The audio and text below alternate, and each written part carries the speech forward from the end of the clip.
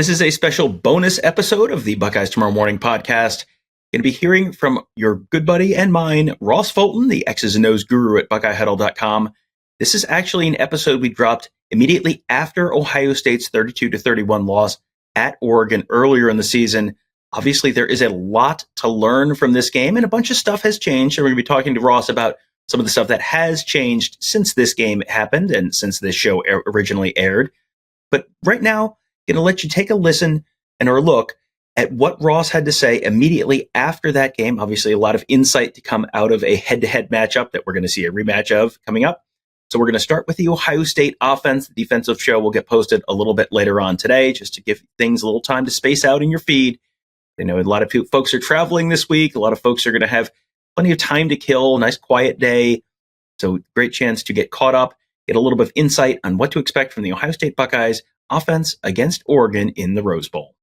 Welcoming back in Ross Fulton, one of our X's and O's gurus at BuckeyeHuddle.com. And when we have Ross on the show, we're sponsored by Jeff Ruby's of Columbus, proudly offering nationally acclaimed USDA prime steaks, seafood and sushi, impeccable service, live entertainment, and an attention to detail that is simply unmatched.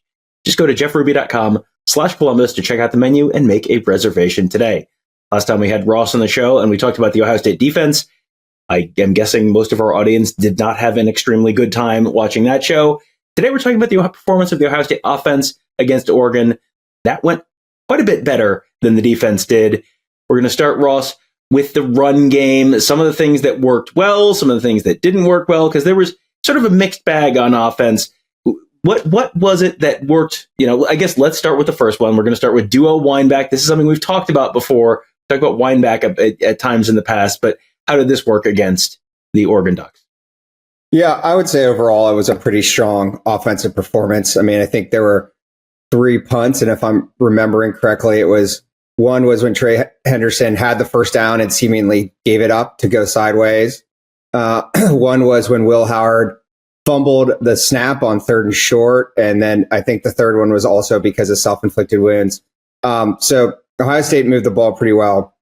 One thing that I was apparent was that Chip Kelly was looking for different ways in the run game to run this duo concept.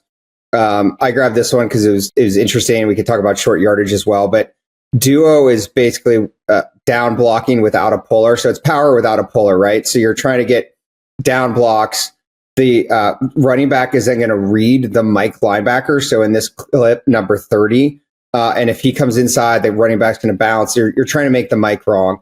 I think that Chip Kelly and Ryan Day were running these variations of duo quite a bit because of the number of odd fronts that Oregon uses. So you're trying to get blocked down and get to the C gap. On this one, they ran a couple times wind back, which is it's duo essentially, but the running back's giving you kind of a counteraction. Like you can see here, Quinshon Judkins steps to the left, to the right, comes back to the left. They ran wind back as well. Unfortunately, on the Judkins fumble, that was a situation where both guards got beat and the defensive tackles were right in Judkins' lap before he could do anything. So that's obviously how not to run the football well.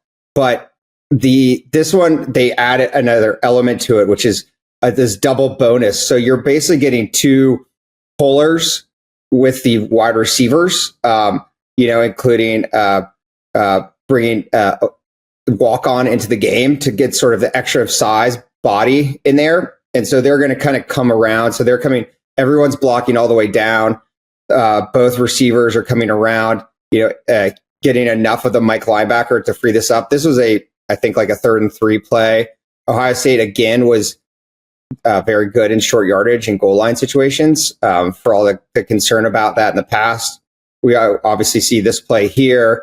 You saw like a couple of times the use of the full house backfield, the T formation with the lead block. So it was basically a down G play where Donovan Jackson would pull on a short kick and lead left to run the ball left behind the 2 lead blockers. So different variety again in these sort of short yardage situations.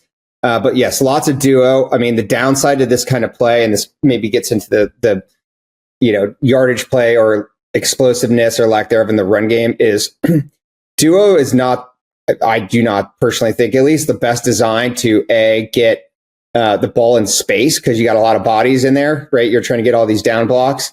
It tends to be more of a short yardage play, and B, you don't the formationally, it kind of is a giveaway a lot of times. Like you can see this super tight set that Ohio State motioned into here. A lot of times you'll see duo run from a tight bunch to that side of the formation. That's kind of another giveaway, and you can play action off of it to that, but you got a lot of bodies inside. So it was an interesting choice, I guess, to focus that heavily on this kind of play. Obviously, as I said, I think it was a response to Oregon's use of odd fronts. All right. The next one, something that has typically been a giveaway that Ohio State's going to run the ball. They're running out of the pistol. That's been obviously a little bit less of a tell this year than it has been in the past. In this case, they were running it, and this was a very successful run. This was the really long Travion Henderson run. If you're listening to this and wondering which play we're talking about, that's the one this is. Yeah, Ohio State ran this twice back-to-back on this drive for two big Henderson runs. The key was that they caught Oregon here playing cover two. As a general matter, Oregon was, like many teams try to do, they were trying to be in one high looks when they thought Ohio State was going to run the football, and they were in two high split safety, either cover two, cover four, or combination of that, with, like we've talked about, quarter, half, like cover four to one side and cover two to the other, when they thought they were going to pass. Ohio State caught them here. So as you can see on this play, it's just a simple pistol inside zone, like we talked about against Iowa, where Will Howard's opening up to the backside. So you have the relief bubble threat. So you get, at cover two, the concept there, as you can see at the top, is to have a triangle, right? So you want three defenders over two receivers. So they have that there. The nickel kind of tries to apply late, but he has to respect the relief threat. And so then it's just Henderson against this safety coming downhill. You got a man lock with the corner on the backside. And so back-to-back times, Henderson made that safety miss. And I'll partially highlight this play because a lot of discussion of why didn't Ohio State have more rushing yards in the second half, and we're going to get to that. But in the first half, at least, they were able to catch Oregon sometimes in these two high looks and take advantage of it. All right, the next one, this was another successful one. This is Emeka Egbuka in the run game. They seemed like they were doing some creative things with him. This was yo-yo motion, which is something we have seen at times in the past, but not a ton. And then this is an Emeka Egbuka handoff that worked out and turned into a pretty nice play. Yeah, I mean, one quibble I would have, obviously, I don't have nearly as many schematic complaints about the offense against Oregon as I do with the defense. I think one thing that I kind of felt was wanting was getting the football to the outside. They didn't run the crack toss play that's been really successful, or the speed option. Again, that kind of goes to my point about duo. Like, there's a lot of interior run game. Maybe I am sure in their scouting, they felt like that was the best way to go. You saw outside zone a couple times, but that still isn't really designed to get the football out in space. And that partially, I think, explains some of the lack of explosiveness from the run game. But, they did use different concepts. So, like, they did run power read a couple times, which is, you're running power, but instead of blocking out, the quarterback's reading the defender, and he either hands off on a sweep or runs inside, which Will Howard follows the polar a couple times on that. And then you did this. And so, obviously a big focus was as well getting the ball to your two playmakers, Jeremiah Smith and Emeka Egbuka. And so here, as you said, a creative way to do it, right? You're faking sort of running them out. You're shifting, first of all, to begin with, and you're getting this split back look. They gave the split back a few times to run power read as well. You bring him back in motion, and this is just lead outside zone. So you're just getting another blocker now, and Quinshon Judkins at the point of attack. Everyone's zone blocking. It's a nice job by G. Scott just riding his man out. And so I don't want to give the impression that there wasn't any diversity in the run game. I just thought that at times, as I said, maybe there could have been opportunities to try to get the football outside in the run game in hindsight. All right. You mentioned earlier that we were going to get to why the run game stopped working in the second half. I think this is where that's going to happen. So adjust your emotions accordingly. Let's talk about the inside zone read look here. Yeah, I even struggle to say it didn't stop working. I don't think they relied upon it a lot, and I think there are reasons for that. They were passing the ball very successfully. They only had 4 possessions in the second half, one of which there were obviously the 2-minute drill. So there weren't just a lot of opportunities in general. This drive though stood out to me. So they were up 28-22 at this point. It was the second drive of the second half, if I recall correctly. They go back-to-back times running zone read. And this is a true read. You'll see here, there's no reliefs attached. The wide receivers are blocking. On this one, they use an unbalanced formation. So you have like a 4-by-0, right? So Jeremiah Smith is covered up, trying to, I'm sure, get Oregon to overcommit to that side of the field. And I on the one hand, I can see why Will Howard didn't pull it here. He back-to-back plays, he gave on the handoff instead of keeping. You have 3 over 3. And so I'm assuming he's reading the outside linebacker or maybe the nickel who stays. But on the other hand, there's a lot of green grass here. And if he's reading the backside linebacker like he did against Iowa, this should have been a keep read.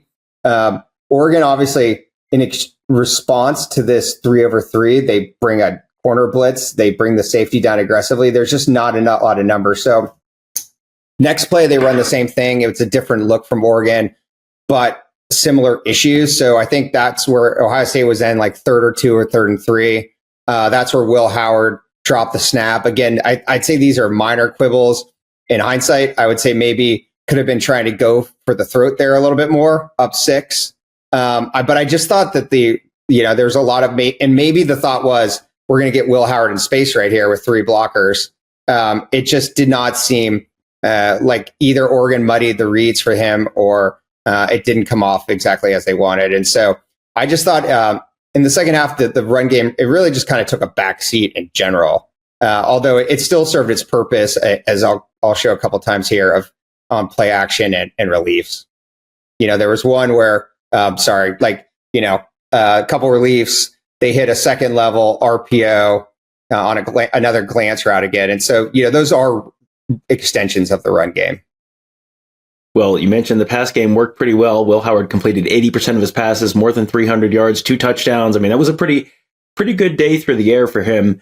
Let's start with the first one you've got here is a fake that sets up a tight end delay seam. So this was a long reception by G. Scott. Again, if you're just listening and you're wondering which player they're talking about, this was the long pass by G. Scott that got him down into the red zone. Yeah, and so again, the first thing I would note is that this is in some ways an extension of the run game, right? Because you're faking outside zone with a now screen to the side. And earlier in the game, Oregon's apex or overhang player, whatever you want to call him, the guy responsible over the number 2 receiver, jumped a couple of Ohio State's relief plays. That was one of the other drives where they punted, I should say, is they threw a tunnel screen that got stopped, and they threw a relief and that got stopped because they were jumping them aggressively. And then there was a couple of false starts in there as well. And so here he jumps the relief, right? And so that opens up this seam down the middle. I was talking about Oregon, a lot of split safety coverages.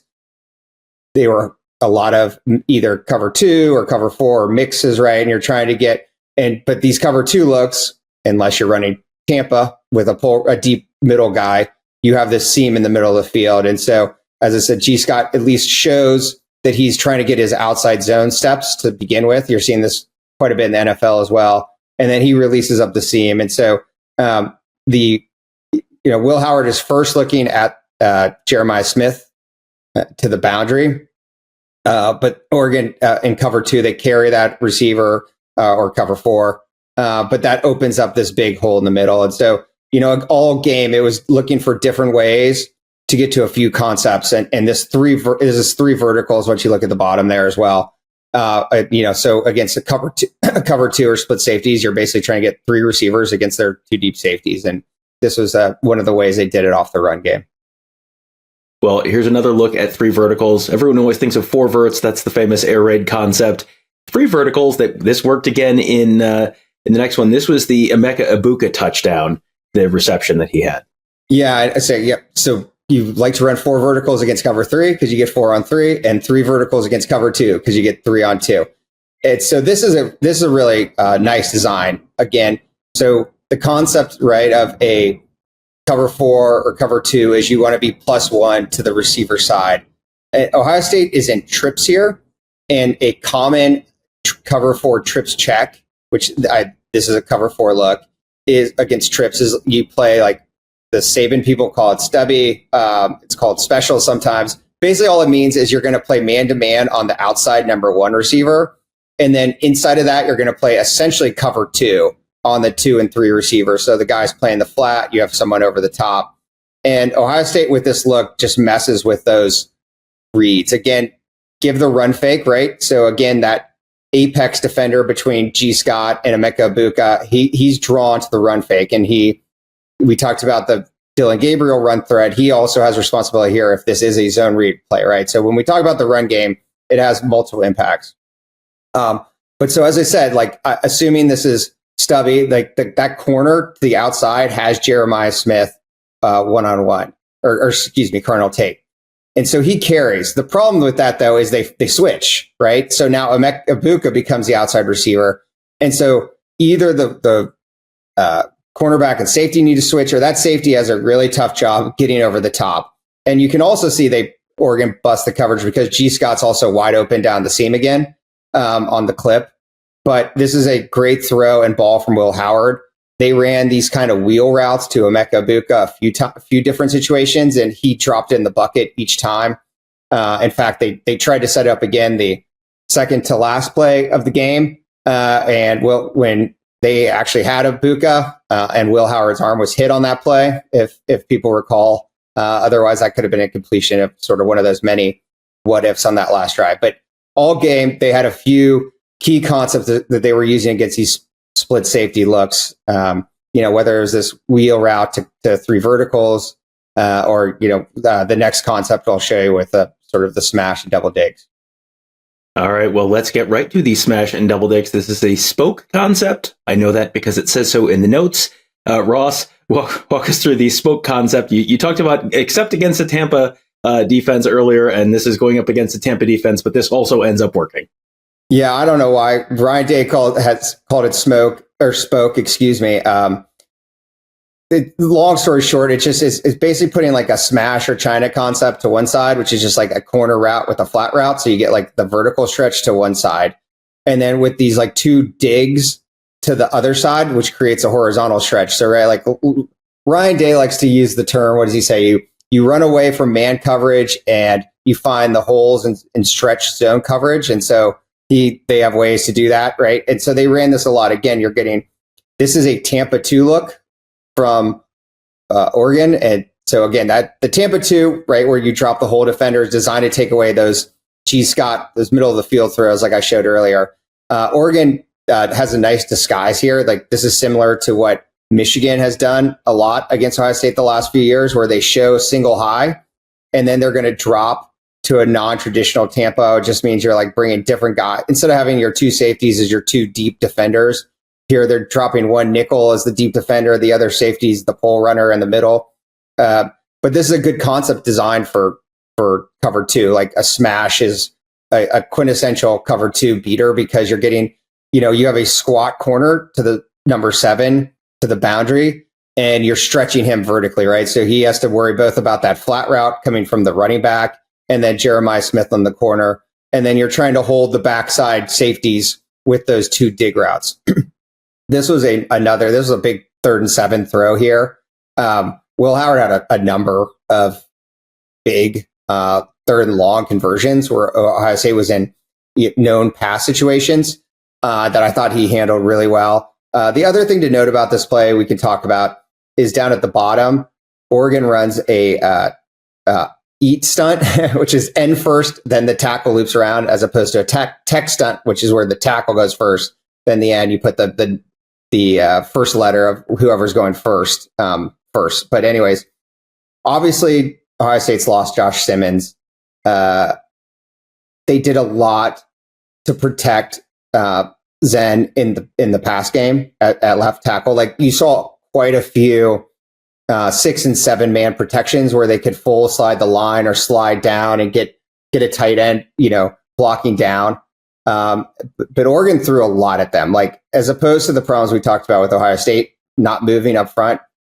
Oregon was constantly slanting and stunting. That played into obviously Derek Harmon's strengths. Like he was a load all game for the Ohio State right guards to deal with. That was even maybe more of a issue than the play at left tackle, just because of how disruptive he was. And he blew up a few plays himself. As I said, the fumble, there was another pass play on third down before the field goal in the red zone.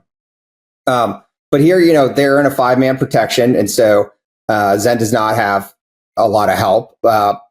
He gets beat eventually by Harmon. You'll note that they're sending Harmon right at him, right on this stunt. Like that's and he gets beat eventually, but he holds on long enough for Will Howard to complete the pass. And so I would say in terms of reviewing, the 3 quarters or so he played, as I said, they did a lot to protect him. I think he held up adequately. As I said, I think if anything, right guard was maybe more of an issue in this game than left tackle. That being said, obviously Ohio State moved the football throughout, so none of it was detrimental to the point of short circuiting what they wanted to do offensively. All right, and so they were right in that game right until the very last play, and that is what we're going to be looking at here. Ryan Day talked about it, kind of a flood concept, where they tried to get a bunch of guys to the same side of the field. They actually had Jeremiah Smith kind of running across the middle of the field, and you wonder if Will Howard had thrown that, he might have been able to get down, but that is not how that played out. But what were they trying to do here on that last play of the game? Yeah, so on the last drive, again, saw a lot of the same concepts that we saw throughout the game, as I mentioned, right? So like the wheel to Ibuka, you saw them run smash a couple times. This is basically like a souped up version of smash, or you might call it a flood concept or a sail concept where you got 3 guys. But essentially, Ibuka is on the corner route from this tight bunch set. And I mean, I think he's open personally. I mean, I think that throw is there. I get why Ryan Day and Will Howard did not want to settle for, I know people point out, well, Brandon Inniss is open. I mean, I personally don't trust Ohio State in that situation to make a 50-plus yard field goal. I don't trust any college kicker really to do that. I think that's one of the main differences between the college and NFL. Ibuka would put them inside the 15, which I think is where they would want to be. You get the first down and then you have time with the clock. Unfortunately, again, like as I said, right guard, right at the moment that Will Howard's ready to throw, the defensive tackle flashes just enough to take him off his spot. And he's ready to pull the trigger, and that's why he scrambles. There are just a lot of missed opportunities on that last drive. A couple times, Oregon was playing sort of, they switched it back and forth between, like, they're playing cover 2 there, but some man concepts. A couple times he had Travion Henderson sitting wide open in the flat. Didn't get to him. Maybe most notably the first play of that series where he slipped. I'm not sure there was anyone within 40 yards of Travion Henderson on one side of the field.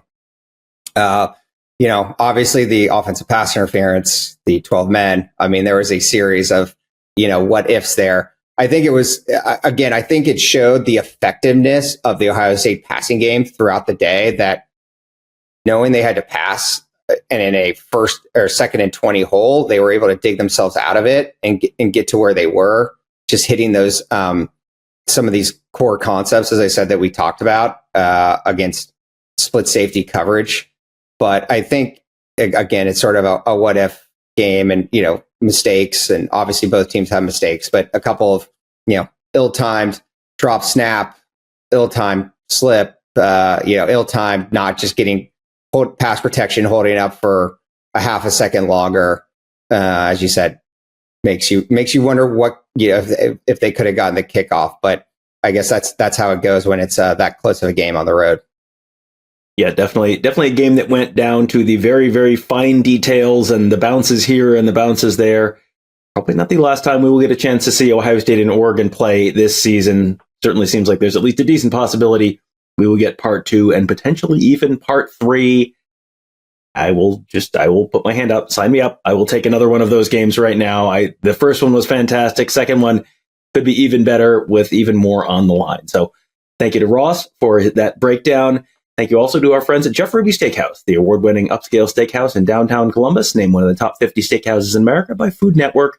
Just go to jeffruby.com/Columbus, check out the menu, and make a reservation today. That will do it for today. Thank you guys all for joining us. Have a great day. We'll talk to you tomorrow.